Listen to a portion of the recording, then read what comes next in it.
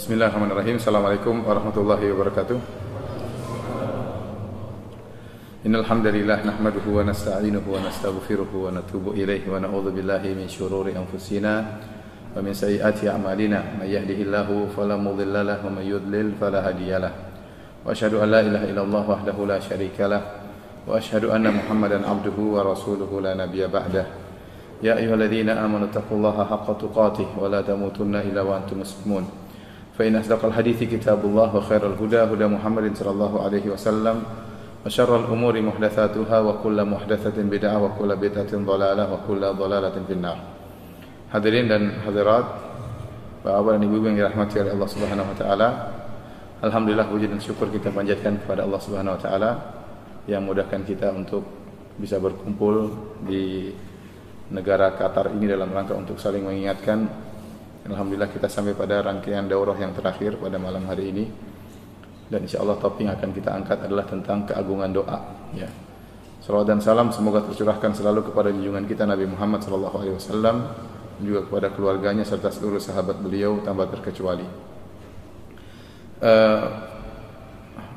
Doa ya, merupakan ibadah yang sangat agung. Oleh karenanya Rasulullah SAW bersabda, ad-du'a'u huwal ibadah. Doa adalah ibadah. Ya. Dan dalam riwayat yang lemah, Rasulullah SAW bersabda, ad-du'a'u mukhul ibadah. Doa adalah intisari ibadah. Meskipun hadisnya lemah, tapi maknanya benar. Dan sabda Nabi SAW, ad-du'a'u huwal ibadah. Doa adalah ibadah. Ini mirip seperti sabda Nabi SAW, ad-du'a'u al-hajju arafah. Al-hajju arafah. Haji adalah wukuf di padang Arafah. Kalau kita tahu bahwasanya yang namanya haji bukan cuma wukuf di padang Arafah, ya. Rukunnya ada ihram, wukuf di padang Arafah, tawaf dan sa'i. Belum lagi kewajiban-kewajiban yang lain seperti mabit di Mina, mabit Muzdalifah, melempar jamarat, ya. Tetapi Rasulullah SAW mengkhususkan penyebutan haji adalah Arafah karena begitu pentingnya wukuf di padang Arafah berkaitan dengan ibadah haji. Dia adalah ruknul rakin, yaitu rukun yang paling penting. Mirip seperti Nabi tatkala berkata, ad-du'a huwal ibadah. Doa adalah ibadah. Ya. Padahal ibadah itu banyak, tetapi Rasulullah SAW menyebutkan khusus tentang doa. Karena doa adalah ibadah yang sangat agung. Dalam doa nampak kerendahan dan kehinaan seorang hamba, yang terkadang tidak nampak pada ibadah-ibadah yang lain. Seorang mungkin baca Quran juga ibadah, seorang berzikir juga beribadah, seorang puasa juga sedang beribadah. Tapi waktu dia sedang berdoa, nampak kerendahan dan kehinaannya di hadapan zat yang dia tujukan doa kepadanya. Ya. Dia benar-benar menunjukkan kerendahannya dan kehinaannya, kebutuhannya kepada zat tersebut. Karenanya doa ibadah yang sangat dicintai oleh Allah Subhanahu wa taala. Dari sini kita tahu kenapa syirik yang paling parah, syirik besar yang paling parah adalah syirik doa. Tidak ada syirik yang lebih parah daripada syirik berdoa kepada selain Allah. Allah berfirman, "Wa man adallu mimman yad'u min dunillah." Dan siapa yang lebih sesat dari orang yang berdoa kepada selain Allah?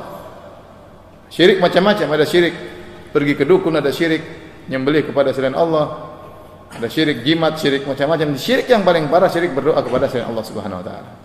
Kenapa? Karena kerendahan dan kehinaan tersebut yang seharusnya hanya hak Allah diserahkan kepada Allah, ternyata dia serahkan kepada selain Allah Subhanahu wa taala. Dia merendahkan dirinya, menghinakan dirinya, bukan minta kepada Allah tapi minta kepada makhluk. Maka ini syirik yang paling parah. Wa man adallu mimman yad'u min dunillah. Dan siapakah yang lebih sesat dari orang yang berdoa kepada selain Allah? Jawabannya tidak ada yang lebih sesat. Dia yang paling sesat. Dia yang paling sesat. Dari sini kita tahu bahwasanya doa adalah ibadah yang agung. Allah perintahkan kita untuk berdoa. Wa qala rabbukum ud'uuni astajib lakum. Dan Rabb kalian berkata, berdoalah kepadaku, niscaya aku akan kabulkan permohonan kalian. Kemudian kata Allah, innal ladzina yastakbiruna an ibadati sayadkhuluna jahannama dakhirin. Sungguhnya orang-orang yang sombong dari beribadah kepadaku, tidak berdoa kepadaku, ya, akan masuk dalam neraka jahanam dalam penuh kehinaan. Dalam hadis yang lain kata Rasulullah SAW, man lam yas'alillaha yaghdab minhu. Barang siapa yang tidak minta kepada Allah, Allah murka kepadanya. Allah murka kepadanya. Kenapa? Allah senang hambanya senantiasa merendah di hadapannya. Allah berfirman, ya ayuhan nas antumul fuqara'u ila Allah wallahu al-ghaniyyul hamid. Wahai manusia sekalian, sungguhnya kalian itu fakir, butuh kepada Allah. Dalam segala hal kalian butuh kepada Allah. Dan Allah yang maha kaya dan maha terpuji. Maka semakin seorang meminta kepada Allah, semakin seorang merendah kepada Allah, dia semakin tinggi di sisi Allah. Ini kaidah yang disebutkan oleh Ibnu Taimiyah rahimahullah ta'ala. Semakin seorang afkhar, semakin merasa berendah, merasa hina di hadapan Allah, semakin tinggi derajatnya di sisi Allah subhanahu wa ta'ala. Dan orang yang paling merasa hina, paling merasa rendah di hadapan Allah adalah Nabi kita Muhammad sallallahu alaihi wasallam. Yang paling kuat ibadahnya Nabi sallallahu alaihi wasallam. Oleh karenanya, bagaimana kita lihat hadis-hadis menjelaskan tentang doa Nabi sallallahu alaihi wasallam. Waktu Nabi sallallahu alaihi wasallam wukuf di padang Arafah. Rasulullah sallallahu tatkala tiba salat zuhur, beliau jamak takdim. Salat zuhur kemudian salat asar. Setelah itu beliau naik di atas ontanya menuju ke di bawah Jabal Rahmah. Kemudian beliau berdoa kepada Allah mengangkat kedua tangannya. Berdoa terus dari ibadah duhur sampai maghrib. Ya, meminta kepada Allah Subhanahu wa taala. Dan luar biasa ini menunjukkan Rasulullah SAW benar-benar memohon dan minta kepada Allah, padahal Rasulullah SAW qad ghufira lahu ma taqaddama min dhanbi wa ma ta'akhkhar. Telah diampuni dosa-dosanya yang telah lalu dan akan datang. Dan pintu surga tidak akan terbuka kecuali yang mengetuknya Nabi SAW. Itu pun Rasulullah SAW berdoa dari ibadah duhur sampai maghrib. Saya rasa antum banyak yang sudah hajian. Coba antum ingat waktu antum di padang Arafah, berdoanya berapa lama? Mungkin 5 menit. Ya Allah, saya minta ini, Allah minta itu, ya Allah, dengan ini dengan itu, ya Allah. Terus 5 menit permintaan sudah habis ya. Bingung minta apa ya? Ya Allah, lunasi utang-utang saya, ya Allah. Tapi Rasulullah SAW bisa ya dari duhur sampai maghrib berdoa kepada Allah Subhanahu wa taala, menunjukkan memang dia merasa butuh kepada Allah Subhanahu wa taala. Dan saya lihat beberapa ulama waktu saya haji sama mereka, subhanallah, mereka bisa minta dengan penuh tangisan berjam-jam. Ini luar biasa. Maka orang yang diberi taufik oleh Allah pada waktu haji adalah orang yang paling kuat berdoa tatkala di padang Arafah. Jadi karenanya kita tahu kenapa banyak sekali doa diajarkan oleh Nabi SAW. Dari kita bangun tidur sampai mau tidur lagi, agar kita senantiasa hati kita terikat kepada Allah Subhanahu wa taala, selalu merasa butuh kepada Allah, selalu tergantung kepada Allah Subhanahu wa taala. Ya. Makanya kenapa jimat itu syirik? Karena jimat itu membuat seorang bergantung kepada selain Allah Subhanahu wa taala.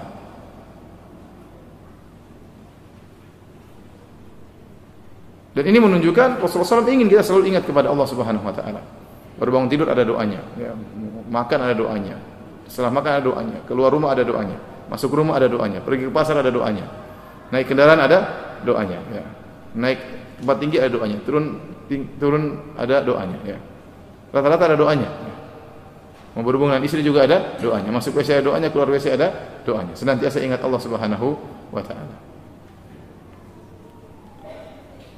Hadirin dan hadirat yang dirahmati oleh Allah Subhanahu wa taala, makanya Rasulullah SAW bersabda, Ya Hayyu ya Qayyum bi rahmatika astaghits faslih li sya'ni kullah wa la takilni ila nafsi tarfata ain. Yang artinya, ya Allah, janganlah kau serahkan urusanku kepada diriku meskipun hanya sekejap mata. Peganglah urusanku, jangan kau serahkan kepada diriku meskipun hanya sekejap mata. Kapan Allah melepaskan kita dan menyerahkan urusan kita kepada diri kita sendiri, kita penuh dengan kelemahan. Ya. Tapi kalau Allah yang pegang, Allah yang ngurus, maka semuanya insyaallah dimudahkan oleh Allah Subhanahu wa taala. Hadirin dan hadirat yang dirahmati Allah Subhanahu wa taala, semua orang-orang salihin berdoa kepada Allah Subhanahu wa taala. Demikian juga para anbiya, mereka juga berdoa kepada Allah, dan Allah abadikan doa-doa mereka dalam Al-Qur'an. Mereka juga mengalami kesulitan, mereka juga mengalami ujian dan cobaan. Tatkala mereka mengalami ujian dan cobaan, mereka memohon kepada Allah Subhanahu wa taala, ya. Seperti Allah mengatakan, wa ayyuba idnada rabbahu anni massani ad-dhurru wa anta arhamur rahimin. Ingatlah tatkala Nabi Ayub berdoa kepada Allah Subhanahu wa taala, ya Allah, sungguhnya aku tertimpa kemudaratan dan engkau adalah zat yang maha penyayang. Kenapa dia terkena luka dan sekujur tubuhnya ada luka yang disebutkan oleh sebagian ahli tafsir buat orang jijik melihatnya. Maka dia berdoa kepada Allah, ya Allah, aku ditimpa dengan penderitaan. Ya. Demikian juga nabi yang lain seperti Nabi Yunus alaihissalam. Allah berfirman, wa dhannuni idh dhahaba mughadiban fa dhanna an lan naqdira alaihi Tatkala Dzannun Nabi Yunus alaihissalam pergi dalam kondisi marah kepada kaumnya. Kaumnya tidak mau beriman, dia pergi marah. Pergi meninggalkan kaumnya dalam kondisi marah dan dia menyangka Allah Subhanahu wa taala tidak akan merepotkan urusannya. Ternyata Allah uji dia. Faltaqamahul hutu wa huwa mulim.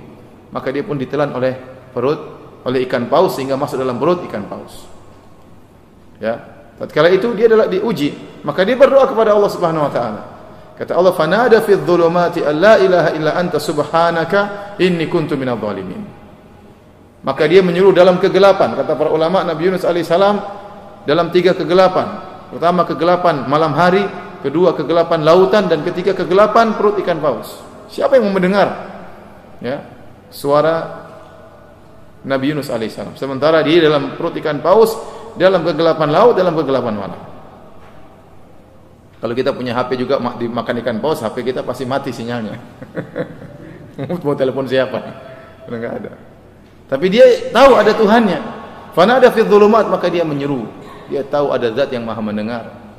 Maka dia berkata, "La ilaha illa anta subhanaka inni kuntu minadh dhalimin." Kata dia, tidak ada Tuhan yang berhak disembah kecuali Engkau ya Allah. Maha suci Engkau, sungguhnya aku termasuk orang-orang yang zalim. Maka Allah selamatkan dia. Kata Allah Subhanahu wa taala, "Falaula annahu kana minal musabbihin la labitha fi batnihi ila yaumi yub'atsun." Kalau Nabi Yunus tidak bertasbih, tidak mengingat Allah, maka dia akan berada dalam perut ikan paus sampai hari kiamat. Allah tidak akan tolong dia kalau dia tidak ingat Allah Subhanahu wa taala. Tapi dia ingat Allah, maka dia diselamatkan. Semua nabi berdoa. Ya. Nabi Zakaria juga berdoa kepada Allah Subhanahu wa taala. Dan ceritanya menakjubkan. Nabi Zakaria alaihissalam sudah tua. Ya. Rabbi la taj'alni fardan wa anta khairul warithin. Dia berdoa kepada Allah, ya Allah, jangan kau biarkan aku sendiri. Aku ingin punya anak. Bagaimana ceritanya Nabi Zakaria tiba-tiba berdoa ingin punya anak? Allah sebutkan dalam surat Ali Imran. Nabi Zakaria selama ini nikah dengan istrinya bertahun-tahun, dia tidak pernah berdoa kepada Allah untuk punya anak. Kenapa dia tidak pernah berdoa untuk punya anak? Karena sebab untuk punya anak tidak ada. Istrinya mandul, dia sudah tua. Maka dia tidak minta kepada Allah untuk punya anak. Namun dia mengalami suatu keajaiban, atau dia melihat suatu keajaiban yang membuat dia akhirnya berdoa untuk minta punya anak. Ya.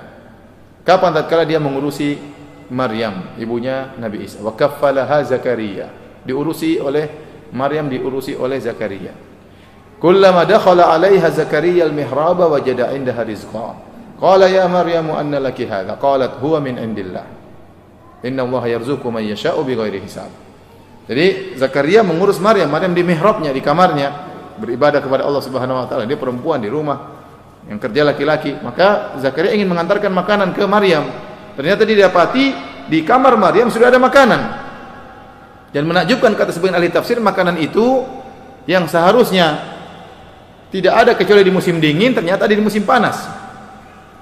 Jadi menakjubkan, tiba-tiba ada makanan dan jenis makanannya juga aneh. Yang seharusnya makanan tersebut tidak ada kecuali di musim dingin, ternyata bisa dihadirkan kepada Maryam di musim panas. Maka Zakaria bertanya, "Anna laki hadha?" Dari mana kau dapatkan makanan ini? Maryam berkata, "Min indillah," dari Allah Subhanahu wa taala. Allah yang beri rezeki kepada siapa yang Allah kehendaki. Kata Allah, "Hunalika da'a Zakaria rabbahu." Tatkala itulah kemudian Zakaria berdoa. Kenapa? Dia melihat sesuatu yang menakjubkan. Maryam tidak kemana-mana, tahu-tahu bisa ada rezeki. Ya, Maryam tentu berdoa kepada Allah Subhanahu wa taala. Maka di sini tahu bahwasanya doa itu adalah mendatangkan keajaiban. Maka dia pun berdoa kepada Allah Subhanahu wa taala ingin punya anak. Sebelumnya tidak pernah berdoa. Allah abadikan doanya dalam beberapa surat, yang antaranya dalam surat Maryam. Ya. Kata Allah Subhanahu wa taala, dzikru rahmati abdihi Zakaria. Idh nada rabbahu nidaan khafiyya. Dzikru rahmati rabbika abdahu Zakaria. Dan ingatlah tentang rahmat Rabbmu yang Allah berikan kepada hambanya Zakaria. Idh nada rabbahu nidaan khafiyya. Tatkala Zakaria berdoa kepada Allah dengan nidaan khafiyya, dengan suara yang lirih. Dia berkata, "Qala rabbi inni wahana al-'azmu minni wa sha'ala ar-ra'su shayba wa lam akum bi du'aika rabbi syaqiyya." Dia mengatakan, "Ya Rabbku, sungguhnya Tulangku sudah melemah, dia menunjukkan dia sudah tua. Rambutku sudah beruban. Walam akum bidu'aika rabbi syaqiyya. Namun aku tidak putus asa untuk kau kabulkan doaku. Senantiasa kau kabulkan doaku, maka aku ingin juga dikabulkan doaku kali ini. Wa inni khiftul mawaliya mi wara'i wa kanat imra'ati akhira. Fahab li min ladunka waliya. Kata Zakaria, Allah, sungguhnya aku khawatir Bani Israel kalau aku tinggalkan tidak ada yang mengurus mereka. Sementara istriku mandul. Namun anugerahkanlah kepadaku seorang anak yang diharapkan bisa menggantikan posisi Zakaria mengurusi Bani Israel. Yarithuni wa yarithu min ali Yaqub waj'alhu rabbi radiyya. Kemudian kata Allah Subhanahu wa taala, "Ya Zakaria, inna nubashshiruka bi ghulamin ismuhu Yahya, lam naj'al lahu min qablu samiyya." Wahai Zakaria, sungguhnya kami beri kabar gembira kepada engkau akan punya anak namanya Yahya, dan tidak ada orang sebelumnya yang punya nama Yahya. Ini anak yang pertama kali punya Yahya. Waktu disebutkan dia akan punya anak, Zakaria kaget.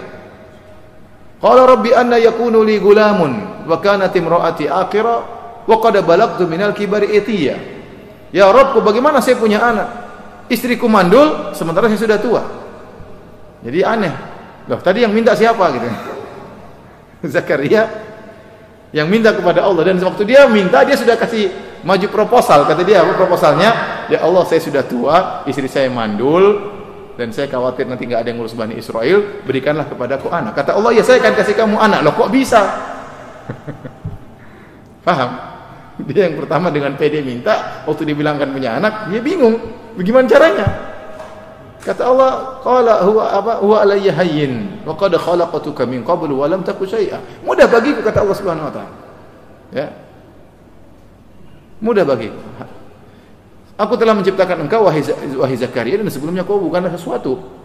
Ya, Allah mudah menciptakan manusia tanpa ayah dan ibu sebagai Nabi Adam alaihissalam. Allah mudah menciptakan seorang manusia tanpa ibu seperti Hawa, dan Allah bisa menciptakan manusia tanpa ayah seperti Nabi Isa alaihissalam. Apalagi cuma ini ayah ibunya ada.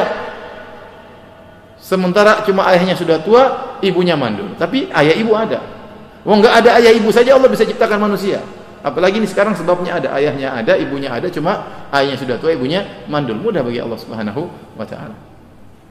Jadi para hadirin dan hadirat yang Allah Subhanahu wa taala, para anbiya seluruhnya berdoa. Nabi Muhammad SAW juga berdoa. Ketika perang Badar, ya. Itu diserang oleh kaum musyrikin dengan jumlah 1000 orang, sementara Rasulullah SAW hanya berjumlah 300 sekian, 315 orang. Rasulullah SAW keluar dengan pasukan para sahabat dengan persenjataan seadanya, karena mereka tidak menyangka terjadi peperangan. Sementara kaum musyrikin, kaum Quraisy datang 1000 orang dengan full power, dengan persenjataan penuh. Kaget Rasulullah SAW menghadapi mereka. Akhirnya Rasulullah SAW berdoa kepada Allah.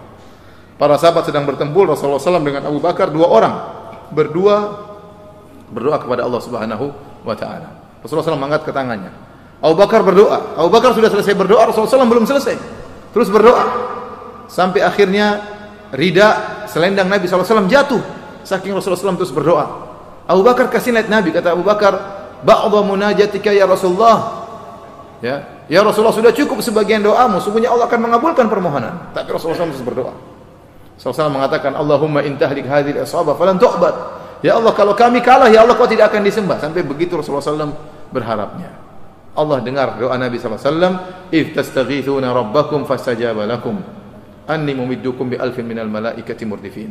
Tatkala engkau berdoa, beristighatsah kepada Allah, dan Allah mengabulkan permohonan kalian, maka Allah kirimkan malaikat 1000 malaikat yang datang berturut-turut. Maka menanglah kaum muslimin. Jadi semua orang juga berdoa, ya. Dan kita bisa mengambil adab dari doa-doa para anbiya, ya. Mereka tatkala berdoa benar-benar menghinakan diri mereka. Dan tadi kita sudah sebutkan tentang doa Zakaria. Jadi kalau antum berdoa, tidak mengapa antum memperinci kekurangan antum. Seperti Nabi Zakaria, ya. Ya Allah, saya sudah tua, istriku mandul, ya Allah rambut saya sudah putih, saya ingin gini, ya Allah ingin begini, ya Allah. Enggak apa-apa. Semakin antum memperinci kekurangan antum semakin merasa rendah di hadapan Allah Subhanahu wa taala. Yang tidak boleh kalau memperinci dalam permintaan. Mintanya diperinci, ini tidak boleh. Kata dalam hadis Rasulullah SAW menyebutkan akan ada dari umatku qaumun ya'taduna fid du'a wat tuhur. Akan ada dari umatku suatu kaum yang mereka berlebih-lebihan dalam berdoa dan dalam bersuci berlebih-lebihan, menggunakan air banyak sekali, merasa was-was dan macam-macamnya. Dan ada juga yang berlebih-lebihan dalam berdoa, mintanya berlebih-lebihan. Tentu ada seorang didengar berdoa, ya Allah, aku minta kepada Engkau surga yang begini-begini diperinci, maka ditegur. Ya, bahwasanya ada hadis Rasulullah SAW melarang seorang berlebih-lebihan dalam berdoa. Ya, tidak usah kita berdoa kepada Allah, ya Allah, berikanlah aku surga yang dalamnya ada 3 istana, ya Allah. Yang satunya istana berwarna putih, satunya berwarna merah, ya Allah. Kalau saya masuk ke depan, sebelah kanan saya persis yang istana warna merah, ya Allah. Kalau saya buka pintunya ada 7 bidadari, ya Allah. Satu berambut pirang, satu berambut merah, satu berambut kuning, satu berambut hitam. Yang Indonesia satu aja, Ustaz. Yang lainnya, yang Indonesia satu aja, Allah. Ngapain begitu? Enggak perlu. Ini terlalu rinci, enggak perlu. Kalau kita berdoa minta saja, ya Allah, berikanlah aku surga. Sudah cukup, maka Allah akan berikan surga yang akan menyenangkan hatimu. Surga dengan fasilitasnya. Enggak mungkin Allah kasih surga kosong. Kasih surga sudah ada bidadarinya, sudah semuanya. Sudah ada macam-macamnya. Jadi enggak usah. Kalau itu permintaan di akhirat jangan diperinci. Permintaan dunia juga jangan terlalu perinci. Kalau orang berminta, ya Allah, saya ingin menikah, ya Allah. Semoga saya mendapatkan istri, ya Allah, yang putih, tingginya 170, ya Allah, beratnya sekian, ya Allah. Rambutnya ngapain gitu. Sementara dia hitam pendek. Ya, mungkin saja Allah kabulkan, tapi tidak perlu seperti itu. Bilang aja, Allah anugerahkan kepada saya istri yang cantik, yang solehah, boleh.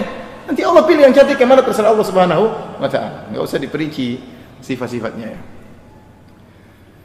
Tapi kalau kita sedang menyebutkan kekurangan kita perinci tidak apa-apa. Seperti Nabi Zakaria, inni wahanal 'azmu minni, ya Allah, saya sudah lemah tulang-tulangku. Wasya'ala ra'su syaiba, dan aku dalam kondisi beruban. Tapi saya tidak putus asa dengan berdoa kepadamu. Walam akum bidu'aika rabbi syaqiyya wa inni khiftul mawali, dan aku khawatir, ya Allah, kalau saya meninggal siapa yang mengurus Bani Israel. Wa kanat imraati akhirah, sementara istriku mandul. Dia sebutkan seluruhnya. Dia perinci kekurangannya. Ya. Antum juga begitu kalau berdoa kepada Allah, ya Allah, saya sudah majukan lamaran di 7 perusahaan, ya Allah, ditolak semua, ya Allah. Berdoa kepada Allah, menangis, mohon kepada Allah, menunjukkan kita tidak bisa apa-apa, semua kebaikan hanya di sisi Allah Subhanahu wa taala. Ya, ada teman saya dengar ngelamar akhwat sampai 20 kali ditolak. Bayangkan. Dia berdoa nangis, ya Allah, 20 kali ditolak, ya Allah. Yang ke-21 diterima. Jadi enggak apa-apa kalau kita semakin merendahkan diri kita di hadapan Allah. Allah suka. Karena Allah suka hambanya merendahkan dirinya di hadapan siapa? Allah Subhanahu wa taala. Ya, Nabi Muhammad tadi berdoa, "Intahlik hadhil isabah falan tu'bad." Ya Allah, kalau kami mati sekarang kau tidak akan disembah. Saking begitu semangatnya Nabi SAW, saking merendahnya, sampai angkat kedua tangannya sampai ridaknya jatuh. Dan dia terus berdoa kepada Allah Subhanahu wa taala. Jadi inilah doa merupakan silahul mukmin, senjata orang beriman, senjata para nabi. Dan tatkala kita mengatakan doa adalah silahul mukmin, doa adalah senjata kaum mukmin, seorang mukmin, maka ingat doa tersebut harus kita jadikan sebagai senjata utama, bukan senjata terakhir.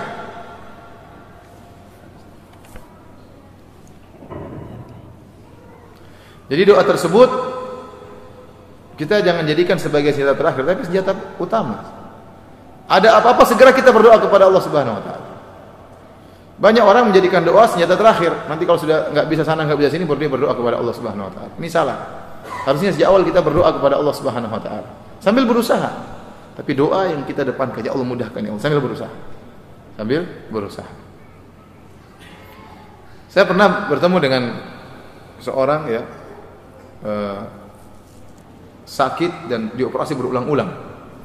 Kemudian dia bilang, Ustaz, saya dulu sakit, kalau nggak salah tumor atau kanker, saya lupa, tumor mungkin. Kemudian dia buka sebagian badannya, dia bilang ini bekas jahitan saya karena berulang-ulang dioperasi, tumbuh lagi, diambil lagi, tumbuh lagi. Sampai akhirnya dokter memvonis saya akan meninggal dalam beberapa bulan lagi. Sementara uang saya juga sudah menipis. Akhirnya waktu divonis meninggal, dokter sudah angkat tangan. Akhirnya saya pun berdoa kepada Allah. Saya suruh anak istri saya sholat malam, saya bangunkan mereka sholat malam. Saya menyuruh anak istri saya untuk puasa Senin Kemis atau puasa Daud. Kalau ada sebagian harta saya sedekahkan, dan kami berdoa. Akhirnya sekarang sembuh total. Sembuh total. Ini saya langsung diceritakan sama yang mengalaminya. Jadi kenapa terakhir baru dia sembuh? Karena doa mantapnya baru terakhir. Dia benar-benar pasrah kepada Allah tatkala apa? Semua sebab tidak bisa dia lakukan lagi. Seandainya dia bisa menghadirkan perasaan ini sejak awal, mungkin sejak awal sudah sembuh. Tapi untuk menuju perasaan seperti itu, bahwasanya hanya Allah yang bisa memberikan kebaikan, itu susah. Terkadang hati kita belum connect. Kecuali kalau sudah nggak bisa dia, Allah saya sudah ngelamar 20 kali ditolak ya Allah, itu baru yakin kebaikan yang di tangan Allah, baru diterima oleh Allah Subhanahu wa taala. Seandainya seorang mukmin bisa menghadirkan hatinya sejak awal dalam berdoa seperti itu, sejak awal doanya sudah dikabulkan oleh Allah Subhanahu wa taala.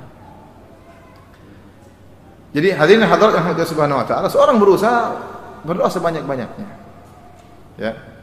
Dan doa itu ibadah. Dikabulkan enggak dikabulkan dapat pahala. Apalagi Allah menjamin pasti dikabulkan. Allah menjamin pasti dikabulkan. Allah mengatakan, "Wa qala rabbukum ud'uni astajib lakum." Dan Rabb kalian berkata, mintalah kepadaku niscaya akan aku kabulkan. Ini dalil bahwasanya doa pasti dikabulkan. Tetapi pengkabulannya terkadang mungkin tidak sesuai yang seperti kita harapkan, tapi pasti dikabulkan dengan cara Allah Subhanahu wa taala. Ya. Apa kata Nabi sallallahu alaihi wasallam? "Ma min muslimin yad'u bi da'watin laisa fiha ithmun wala qati'atur rahim illa a'tahu Allahu biha ihda thalath." Kata Nabi sallallahu alaihi wasallam, tidaklah seorang muslim berdoa dengan suatu doa yang dalam doa tersebut dia tidak meminta dosa dan dia tidak meminta untuk diputuskan silaturahmi, kecuali Allah akan kabulkan doanya dengan salah satu bentuk dari 3 bentuk pengkabulan. Imma an yu'ajjilallahu bihi da'watahu, yang pertama Allah Subhanahu wa taala mengabulkan doanya sebagaimana dia minta. Wa imma an yaddakhiraha fil akhirah, Allah tunda pengkabulannya nanti di akhirat. Wa imma an yasrifa anhu minas su'i mithlaha, atau Allah akan palingkan keburukan setimpal dengan setara dengan apa yang dia minta. Jadi ternyata pengkabulan doa Allah ada 3 model. Yang pertama, Allah kabulkan sebagaimana yang kita minta. Allah lebih tahu tentang maslahat yang terbaik bagi kita. Allah kabulkan langsung, Allah kabulkan. Yang kedua, Allah tidak kabulkan sebagaimana kita minta, tapi Allah nanti kabulkan di akhirat. Kita minta berulang-ulang, dikumpulkan semuanya oleh Allah permintaan kita. Doa 2 tahun enggak dikabul-kabulkan, Allah kumpulkan semuanya. Bisa jadi Allah kabulkan di dunia, dan terkadang Allah kumpulkan nanti Allah kabulkan di akhirat dengan yang Allah kehendaki dengan cara Allah Subhanahu wa taala. Dan yang ketiga, ya, kalaupun tidak dikabulkan di akhirat, Allah punya bentuk pengkabulan yang lain. Dipalingkan dari dia keburukan yang semisal yang dia minta. Contoh, dia berdoa misalnya, ya Allah, ya, berilah rezeki, berikan saya mobil ya Allah. Misalnya minta mobil kepada Allah Subhanahu wa taala, ya. Dia tak tahu tidak dikabulkan. Tetapi Allah palingkan seperti permintaannya, mirip dengan permintaannya. Misalnya harusnya dia rugi dalam perdagangan senilai harga mobil, ternyata dia tidak rugi. Ini sederhana aja, saya kasih gambaran saja ya. Jadi dipalingkan keburukan dari dia semisal seperti yang dia minta. Sahabat tatkala mendengar hadis ini, mereka bertanya, "Idzan nukthir ya Rasulullah, kalau gitu kita banyak doa saja. Karena setiap doa pasti dikabulkan. Kalau gitu banyak doa." Kata Rasulullah SAW, Allahu akbar. Allah lebih banyak lagi, Allah tetap mengabulkan. Enggak jadi masalah bagi Allah Subhanahu wa taala. Dari sini kita tahu bahwasanya seorang berdoa dan sering berdoa kepada Allah Subhanahu wa taala tidak ada ruginya, karena doanya pasti dikabulkan apakah di dunia maupun di akhirat. Baik hadirin dan hadirat yang dirahmati Allah Subhanahu wa taala, pada kesempatan malam hari ini saya akan menyebutkan beberapa adab dalam berdoa. Hendaknya kita perhatikan. Yang adab-adab tersebut terkumpulkan dalam satu hadis. Ada sekitar 6 adab dikumpulkan dalam satu hadis. Hadis yang kita semua atau banyak dari kita sudah mengetahuinya. Hadis Abu Hurairah radhiyallahu taala anhu dalam Sahih Muslim, di mana Nabi SAW bersabda, "Innallaha thayyibun la yaqbalu illa thayyiban." Sungguhnya Allah itu maha baik, dan Allah tidak menerima kecuali yang baik-baik pula dari hambanya. Wa innallaha amaral mu'minin bima amara bihil mursalin, dan Allah memerintahkan kaum mukminin dengan perintah yang Allah perintahkan kepada para rasul. Wa qala ta'ala, Allah berfirman, ya ayyuhar rusulu kulu minat thayyibati wa'malu shalihan. Wahai para rasul, makanlah dari yang baik-baik dan beramallah saleh. Wa qala, dan Allah berkata kepada kaum mukminin, Allah berfirman, ya ayyuhalladzina amanu kulu min thayyibati ma razaqnakum. Makanlah kalian dari rezeki yang baik yang kami berikan kepadamu. Tsumma dzakara ar-rajula yutilu safar. Kemudian Rasulullah SAW menyebutkan tentang contoh seseorang yang sudah lama bersafar. Yamuddu yadayhi ila sama asy'atha akbar, rambutnya semerawut penuh dengan debu. Orang ini mengarahkan kedua tangannya ke langit dan dia berdoa. Yaqulu ya Rabbi ya Rabbi, dia berkata ya Rabbku ya Rabbku. Kemudian kata Nabi SAW, wa mat'amuhu haram, makanannya dari hasil yang haram. Wa mashrabuhu haram, minumnya dari hasil yang haram. Wa malbasuhu haram, pakaiannya dari hasil yang haram. Wa ghudhiya bil haram, dan dia kenyang dari hasil yang haram. Fa anna yustajabu lidzalik, bagaimana bisa dikabulkan? Hadis ini Rasulullah SAW mengkaitkan antara makan yang baik yang masuk dalam tubuh seorang dengan masalah pengkabulan doa. Intinya kalau seorang makan dari hal-hal yang halal, maka dia akan dimudahkan dikabulkan doanya. Tapi kalau dia makan dari hasil yang haram, maka ada penghalang yang menyulitkan doanya untuk dikabulkan. Makanya dalam hadis yang dhaif tapi maknanya benar, Rasulullah SAW pernah berkata kepada Sa'ad bin Abi Waqqas radhiyallahu anhu, diriwayatkan Rasulullah SAW berkata kepadanya, atib mat'amak takun mustajabad da'wah. Halalkanlah makananmu, artinya makan dari yang halal, jangan ada yang makan dari yang haram. Niscaya kau akan menjadi orang yang mudah dikabulkan doamu. Hadirin dan hadirat yang rahmati Allah Subhanahu wa taala, perhatikan orang ini yang Rasulullah SAW berikan contoh tentang orang yang bersafar. Orang ini kalau antum perhatikan, telah terpenuhkan pada dirinya, terkumpul pada dirinya sebab-sebab dikabulkan doa. Kalau tidak salah ada 6 sebab. Seharusnya doanya langsung dikabulkan, tetapi tidak jadi dikabulkan karena ada penghalang, itu dia makan dari hasil yang haram. Apa 6 sebab tersebut? Doanya dikabulkan. Yang pertama kata para ulama, dan antum bisa lihat dalam kitab Jami'ul Ulum wal Hikam karangan Ibnu Rajab Al-Hambali tentang hadis ini. Di antara sebab-sebab dikabulkannya doa orang ini, pertama dia adalah musafir. Dan orang musafir itu doanya dikabulkan. Dalam hadis kata Rasulullah SAW, "Thalathu da'awatin yustajabna la syakka fihinna." Ada 3 doa yang pasti dikabulkan, tidak ada keraguan di dalamnya. Doaul musafir, yang pertama doa orang yang bersafar. Yang kedua doatul mazlum, doanya orang yang dizalimi. Yang ketiga doaul walid ala waladihi, dalam riwayat li waladihi, doa orang tua kepada anaknya, baik doa keburukan maupun doa kebaikan. Ini dikabulkan, tidak diragukan. Di antara 3 orang tersebut yang pasti dikabulkan dakwatul musafir, doa orang yang sedang bersafar. Kenapa? Orang bersafar itu ya turun rahmat Allah kepadanya. Kenapa? Dia kasihan jauh dari kampungnya. Makanya Nabi SAW berkata tentang orang musafir, as-safaru qit'atun minal adza. Sesungguhnya safar itu potongan dari siksaan. Bukan berarti dia berdosa bersafar, tidak. Tetapi dia akan mengalami kesulitan. Tidak enak namanya orang bersafar.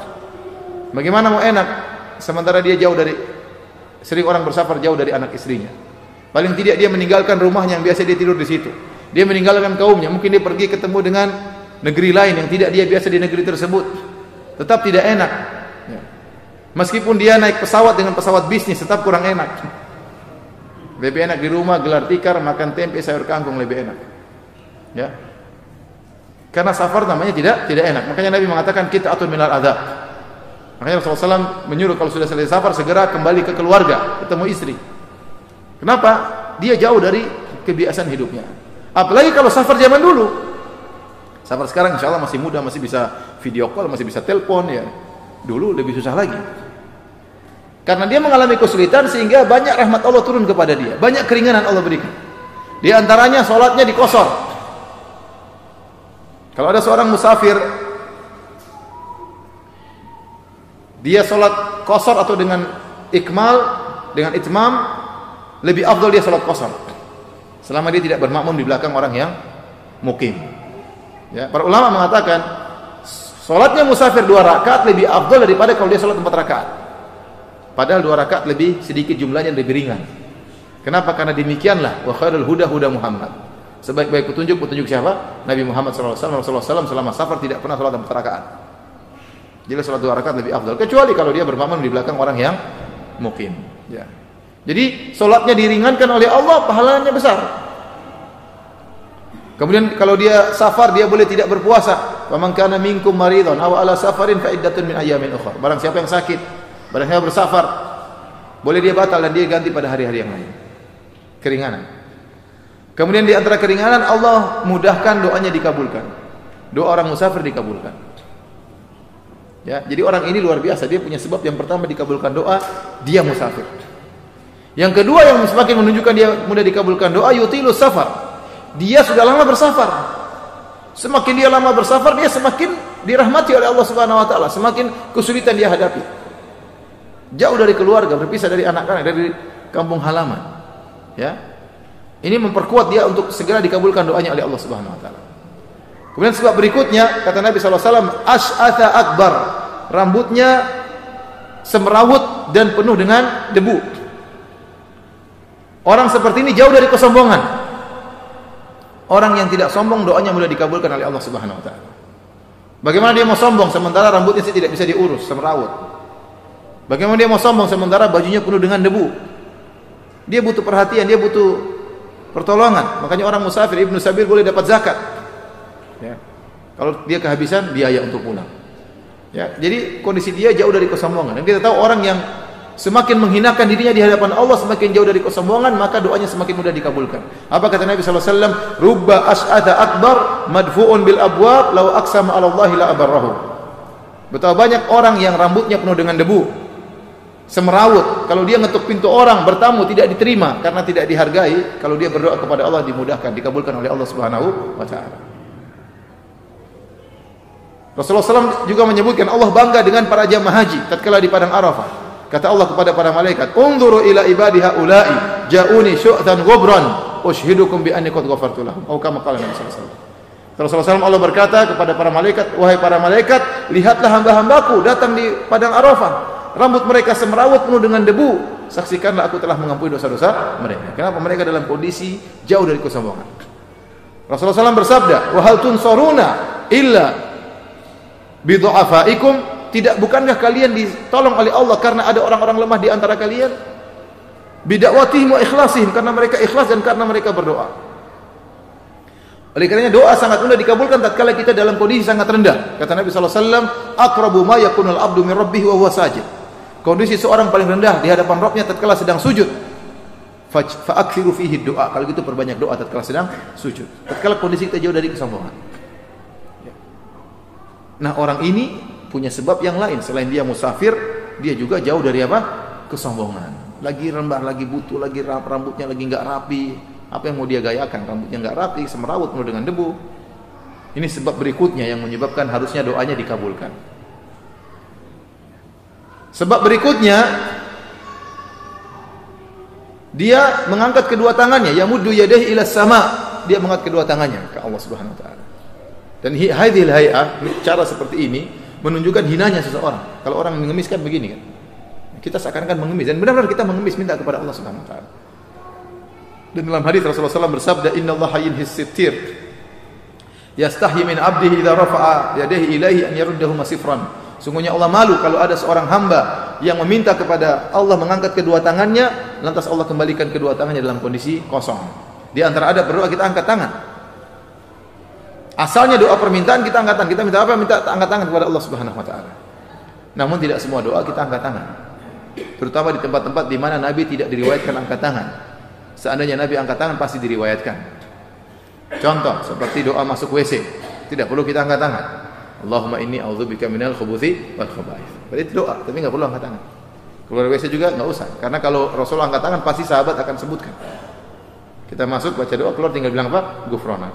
Contohnya setelah doa, setelah berwudu, Allahumma ja'alni minat tawwabin wa ja'alni minat asyhadu alla ilaha illallah wa syarika la wa asyhadu anna muhammadar rasulullah. Allahumma ja'alni minat tawwabin wa ja'alni minal mutatahhirin. Itu doa, tapi tidak diriwayatkan Nabi angkat tangan. Seandainya Nabi angkat tangan pasti sahabat meriwayatkan.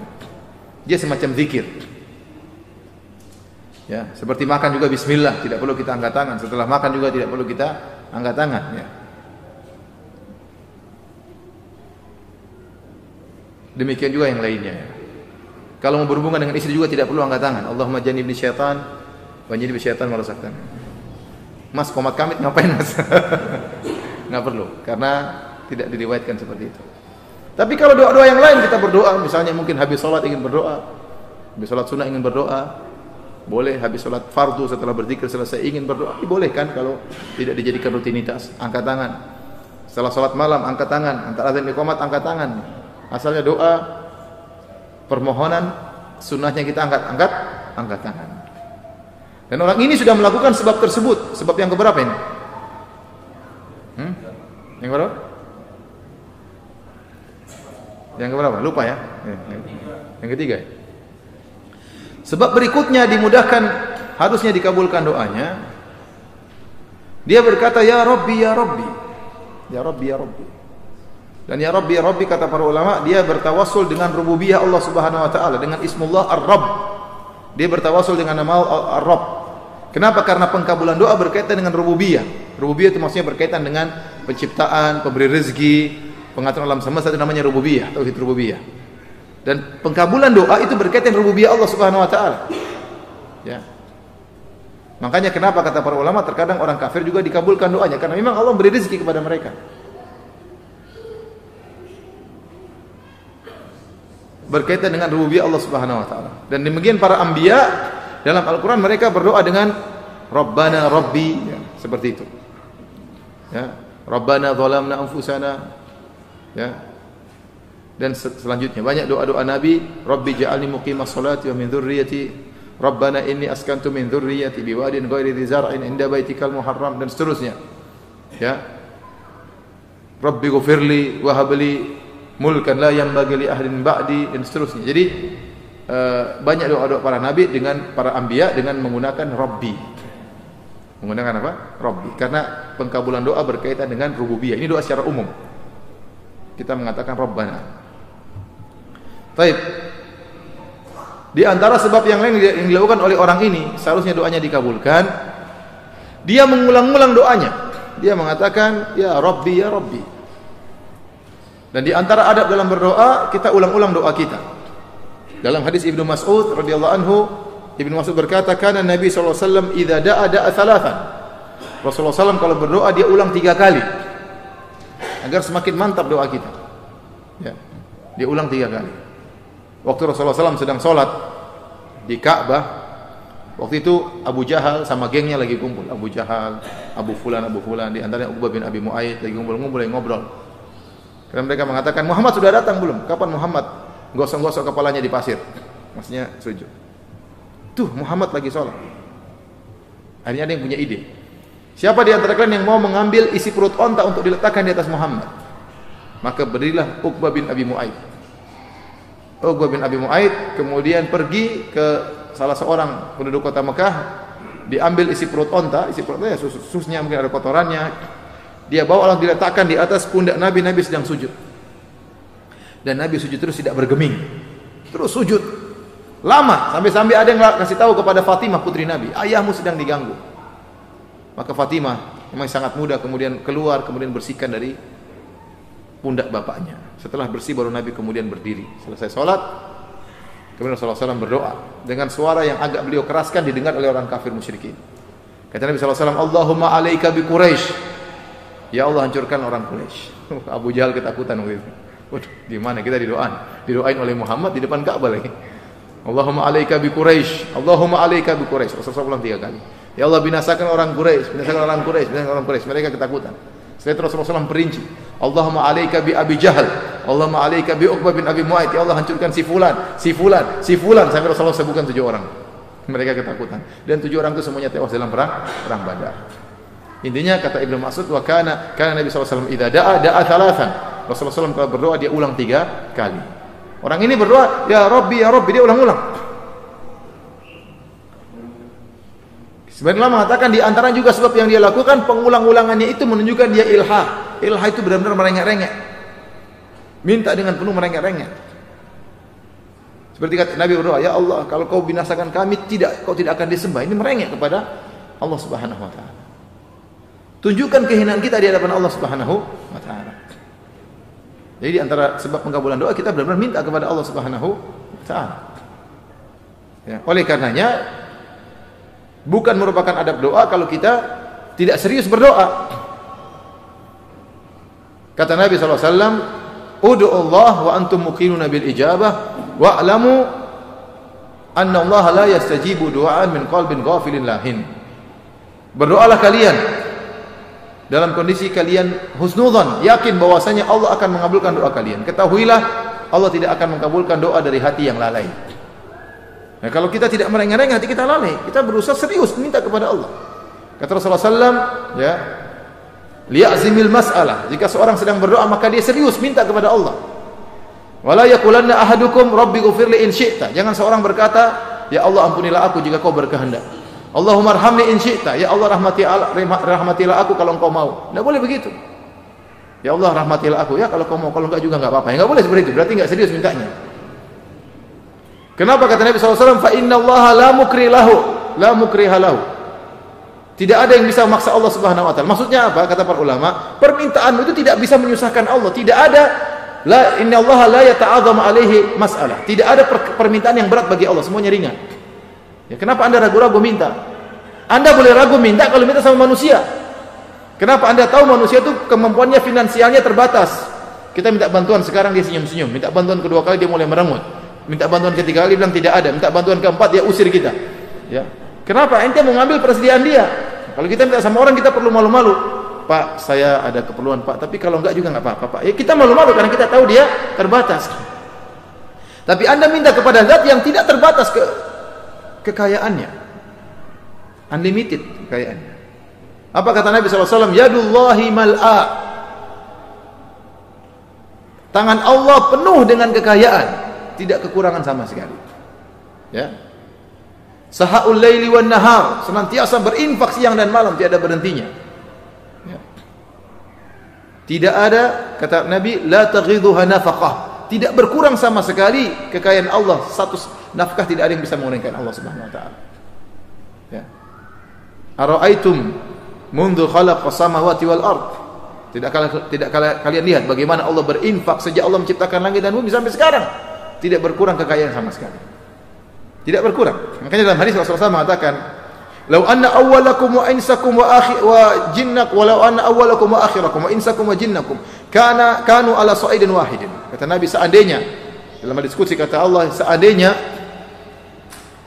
semua manusia dari awal sampai akhir, dari Adam sampai manusia terakhir berkumpul, jin juga demikian, dari jin pertama sampai jin terakhir semuanya berkumpul di atas satu dataran. Fasa'aluhu, kemudian semuanya minta kepada Allah Subhanahu wa taala. Fa'atahu Allahu kulla wahidin mas'alatah. Kemudian setiap permintaannya dikabulkan. Kita saja kalau minta ya Allah, kita tahu sekarang Allah bilang mau dikabul. Minta apa saja Allah, minta ini, minta ini, minta ini, minta ini. 24 jam minta. 1 tahun minta terus, Allah kabulkan. Semua manusia seperti itu mintanya. Ya. Tidak akan mengurangi kekayaan Allah sama sekali. Tidak akan berkurang. Kata Nabi sallallahu alaihi wasallam, illa kama ya idza udkhilal mikhyatul bahra. Kecuali seperti berkurangnya air kalau dimasukkan jarum ke lautan. Jarum kalau kita masuk lautan begitu luas sejauh mata memandang. Anda ingin tahu berapa kurangnya kekuasaan Allah, kekayaan Allah, Anda ambil jarum, Anda masukkan, Anda keluarkan. Lihat setetes yang tersisa di sini, itulah kekurangannya. Namun kata para ulama ini hanya penggambaran, sebenarnya tidak ada kekurangannya. Apa sih nilai setetes ini dibandingkan dengan lautan apa? Lautan yang begitu luas, artinya tidak berkurang sama sekali, karena memang Allah kekayaannya tanpa batas. Nah, kalau Anda tahu Allah kekayaan tanpa batas, tidak usah malu-malu minta kepada Allah. Dan jangan pernah malu. Kalau kita malu minta kepada Allah, ya seharusnya kita malu untuk hidup. Kita ini juga dari Allah Subhanahu wa taala, ya. Allah yang ciptakan. Tidak usah malu-malu minta kepada Allah. Sampai dalam hadis dhaif, namun para ulama sebutkan maknanya benar. Liyas'ala ahadukum rabbahu hatta syirakan alihi. Hendaknya salah seorang kalian minta kepada Allah meskipun hanya untuk perbaiki tali sendalnya. Berdoa kepada Allah, jangan malu-malu. Jadi bangun tidur sampai tidur lagi berdoa kepada Allah Subhanahu wa taala. Jadi kalau doa serius. Kemudian tadi ilhah, mohon kepada Allah, tunjukkan kerendahan. Ya. Allah sudah tahu kita lemah, tapi kita tunjukkan kelemahan kita. Kita rinci. Tadi Nabi Zakaria, Nabi Muhammad SAW, Nabi Ibrahim, Rabbana inni askantu min dzurriyyati biwadin ghairi dzar'in inda baitikal muharram. Dia perinci. Ya Allah, saya letakkan putraku di suatu lembah tidak ada tumbuhan sama sekali. Allah sudah tahu itu Mekah enggak ada tumbuhannya. Tapi dia sampaikan, ya Allah, anak saya lembah ini enggak ada. Dia perinci. Dan jangan berdoa dengan hati kesana sini. Jangan. Kita berdoa berusaha dengan doa yang kita pahami. Makanya saya ingatkan bagi jemaah yang umrah atau haji tatkala tawaf berusaha berdoa dengan yang dia pahami. Jangan hanya mengikuti kemudian kurang paham. Kalau diikuti pun dia berusaha paham apa yang dia baca. Kalau dia baca buku doa, dia baca bahasa Arabnya, dia berusaha ngerti apa isinya. Karena doa itu Allah tidak mengabulkan doa dari hati yang lalai. Orang minta sesuatu dia tidak ngerti apa yang dia minta. Ya. Berusaha berdoa dengan kita ngerti apa yang kita minta. Ya, karena di mana di mataf, di tempat tawaf sering ada paduan suara orang Indonesia. Ya, Rabbana, Rabbana, atina fid dunya. Ibu-ibu, orang semua tertarik, merdu-merdu suara ibu-ibu. Enggak usah bikin paduan suara di mana? Di Ka'bah ya. Dengan suara lirih, tidak usah teriak-teriak ya. Sudah teriak-teriak. Ya. Dan mengganggu yang lainnya. Terkadang ada saya lihat jemaah Indonesia sampai mungkin 100 orang ramai sekali. Kemudian rame-rame ya. Subhanallah walhamdulillah. Ramai sekali jadi bergema di mana? Di mas'ah, tempat sa'i. Tidak usah ya. Allah Maha mendengar. Apalagi kalau kita ngikut enggak tahu artinya. Seperti ada cerita ada orang berdoa di tawaf diikuti sama yang lain, satu pimpin yang lain ikut. Ya. Innallaha ya Allahumma la tada' lana dzanaban ya. Jadi dia berdoa, dia ingin bilang ya Allah jangan kau biarkan dosa kami kecuali kau hapuskan. Dalam bahasa Arab dzamban itu dengan sukun nun, dzamban itu artinya apa? Dosa. Ya Allah jangan kau biarkan ada dosa kami kecuali kau hapuskan. La tada' lana dzamban illa ghafartah. Jangan kau biarkan ada dosa kami kecuali kau hapuskan. Tapi orang ini enggak tahu bahasa Arab, dia salah baca. Allahumma la tada' lana dzanaban. Ya Allah jangan kau biarkan ekor kami, karena dzanaban itu artinya ekor. Ya Allah jangan kau biarkan ekor kami. Ada ulama yang dengar dia mengatakan illa qata'tahu, kecuali kau potong ya Allah. Ikut enggak tahu artinya. Itu juga pernah diceritakan oleh seorang lagi tawaf, rame-rame nih ada dari India atau dari Pakistan seperti itu, dari negara seperti itu. Satu ada yang pimpin. Innallah, yang lain ikut. Innallah hamuhi tumbilka firin diulang lagi. Innallah hamuhi tumbilka. Ini bahasa apa ya katanya? Artinya apa? Bahasa India kah bahasa apa? Ternyata dia ingin bilang innallaha muhitun bil kafirin. Tapi potongannya keliru. Innallah hamuhi tumbilka. Jadi seorang berdoa berusaha dia ngerti, jangan ikut-ikutan. Berusaha dia ngerti. Kalau berdoa ya Allah ya Rabbi sambil lihat sana, jangan berdoa serius minta. Ya. Lagi tawaf berdoa serius minta, jangan sambil mata lihat sana sini, lihat jam ini, lihat alam lihat anu. Ya, serius. Baca doa sambil baca SMS, Rabbana sambil baca WhatsApp gimana? Gimana berdoa sambil baca WhatsApp ikut-ikut ini Rabbana sambil baca WhatsApp gimana? Ya enggak benar. Nanti minta beradab, minta kepada Allah Subhanahu wa taala. Ketahuilah Allah tidak akan mengabulkan doa dari hati yang apa? Yang lalai.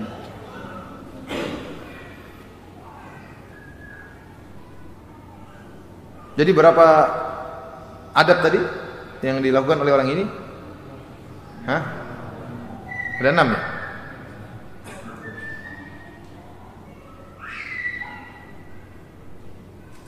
Terus sebenarnya doanya harus dikabulkan, tetapi ternyata tidak dikabulkan. Kenapa? Ada satu penghalang.